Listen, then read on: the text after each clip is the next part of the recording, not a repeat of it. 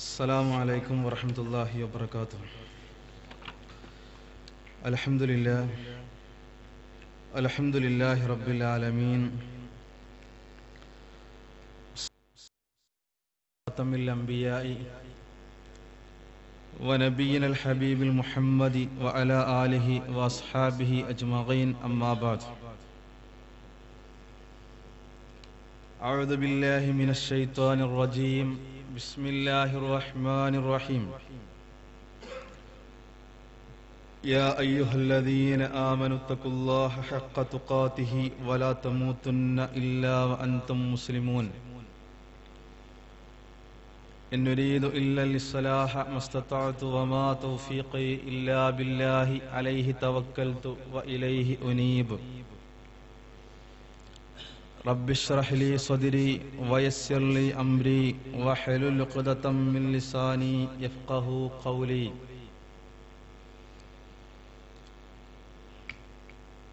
ആദരണീയരായ സത്യവിശ്വാസിനികളെ, കാരുണ്യവാനായ സൃഷ്ടാവിൻ്റെ വിധിവിലക്കുകൾ അനുധാവനം ചെയ്യണമേ എന്ന് ആമുഖമായി സൂചിപ്പിക്കുകയാണ്. ഖത്തർ മുസ്ലിം ഇസ്ലാഹി സെന്ററിന്റെ ബിൻ മഹ്മൂദ് യൂണിറ്റ് സംഘടിപ്പിക്കുന്ന പരിപാടിയിലാണ് ഈ സമയത്ത് നമ്മളിവിടെ ഒരുമിച്ച് കൂടിയിരിക്കുന്നത്.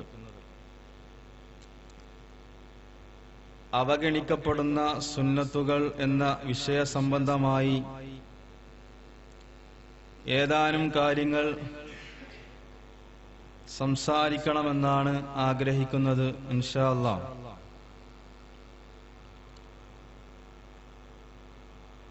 സുന്നത്തിനെ സംബന്ധിച്ചിടത്തോളം കൃത്യമായ ഒരു ധാരണ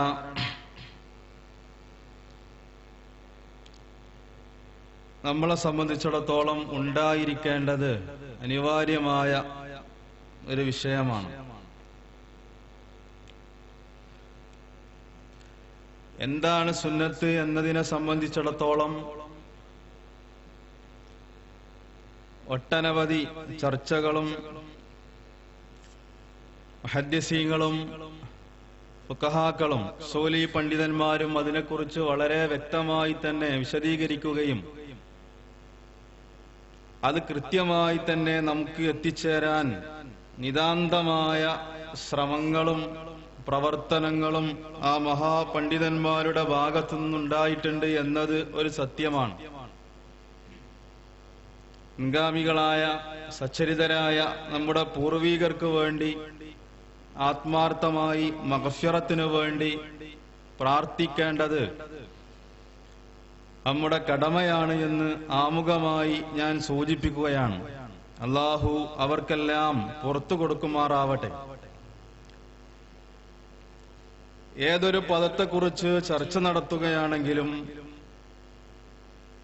രണ്ട് രൂപത്തിലുള്ള അർത്ഥങ്ങളാണ് ഇസ്ലാമികമായ ഒരു സാങ്കേതിക ശബ്ദത്തിനുണ്ടായിരിക്കുക. ഒന്ന് ലുഗവിയായ ഭാഷാപരമായ അർത്ഥവും ഇസ്തിലാഹിയായ സാങ്കേതികമായ അർത്ഥവും. സാങ്കേതികമായ അർത്ഥം വെക്കേണ്ടിടത്ത് ഭാഷാപരമായ അർത്ഥം കൊടുക്കുന്നത് പലപ്പോഴും അപകടമുണ്ടാക്കാറുണ്ട്. എന്താണെങ്കിലും സുന്നത്ത് എന്നതിന് ഭാഷാ പണ്ഡിതന്മാർ അർത്ഥം കൊടുത്തിട്ടുള്ളത് അത്വരീഖ, അസ്സീറ എന്നൊക്കെയാണ്.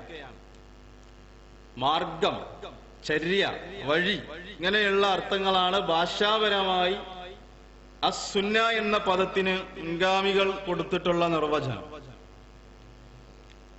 അത് നല്ല മാർഗമാണെങ്കിലും ചീത്ത മാർഗമാണെങ്കിലും സുന്ന എന്ന് പ്രയോഗിക്കും. സുന്നത്ത് എന്നത്, സനന് എന്നത്, സുനന് എന്നത് അതൊരു നല്ല മാർഗമാണെങ്കിലും ശരി, ചീത്ത മാർഗമാണെങ്കിലും ശരി, ആ പദം ഭാഷാപരമായിട്ട് അതിന് പ്രയോഗിക്കാറുണ്ട്. ഖുർആനിലും ഹദീസിലും അതിനുള്ള തെളിവുകളും നമുക്ക് കാണാവുന്നതാണ്.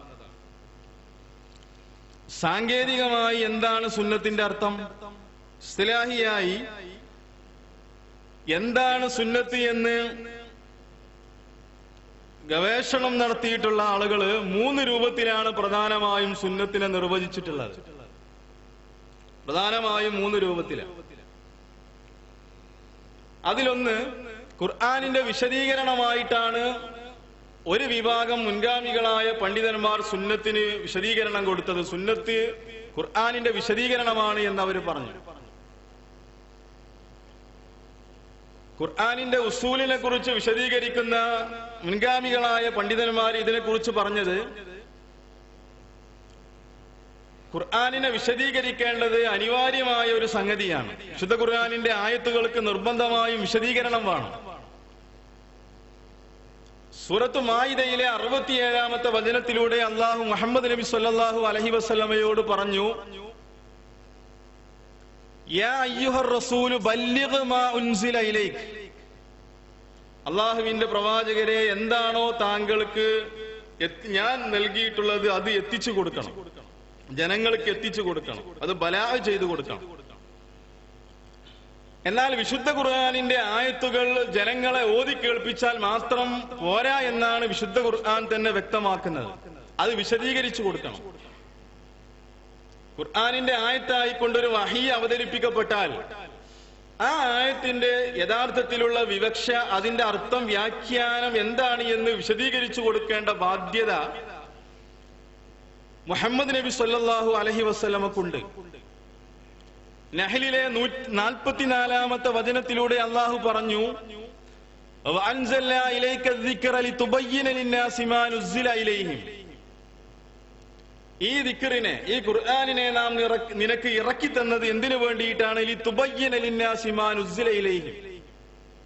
എന്താണോ അവരിലേക്ക് ഇറക്കപ്പെട്ടിട്ടുള്ളത് അത് ബയാൻ ചെയ്യുന്നതിന് വേണ്ടിയിട്ടാണ്, വിശദീകരിച്ചു കൊടുക്കുന്നതിന് വേണ്ടിയിട്ടാണ് ഈ ഖുർആനിനെ നാം നിനക്ക് ഇറക്കി തന്നിട്ടുള്ളത് എന്ന് ഖുർആൻ പറയുന്നു. അപ്പൊ ഖുർആനിന്റെ ആയത്ത് എത്തിച്ചു കൊടുക്കുക എന്നത് റസൂലുള്ളാഹി സ്വല്ലല്ലാഹു അലൈഹി വസല്ലമയുടെ ബാധ്യതയാണ്. ആ ആയത്തിന് വിശദീകരണവും നൽകണം. എന്നാൽ വിശുദ്ധ ഖുർആനിന്റെ ആയത്തുകൾക്ക് സ്വന്തമായി വ്യാഖ്യാനം കൊടുക്കാനോ അർത്ഥം കൊടുക്കാനോ വിശദീകരണം കൊടുക്കാനോ അള്ളാഹുവിന്റെ പരിശുദ്ധ പ്രവാചകർക്ക് പോലും അനുവാദമില്ല എന്ന് ഖുർആൻ വ്യക്തമാക്കിയിട്ടുണ്ട്. സൂറത്ത് ഖിയാമയിലൂടെ അള്ളാഹു പറഞ്ഞത്, സുമ്മ ഇന്ന അലൈനാ ബയാന. ഖുർആനിനെ വിശദീകരിച്ചു തരേണ്ടത് എന്റെ ബാധ്യതയാണ്, എന്റെ കടമയാണ്.